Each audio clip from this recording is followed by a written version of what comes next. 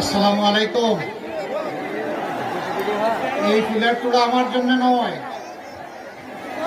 জুলাইয়ের আন্দোলনে যে 17 জন সহযোদ্ধা বীর শহীদ হয়েছে, এখানে শহীদ পরিবারের সদস্যরা বসে আছেন।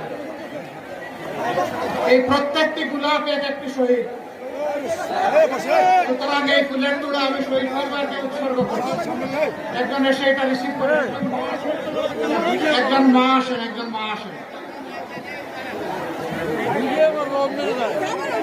ভাই আপনারা হাতে নিয়ে তোরা পয়সা আপনারা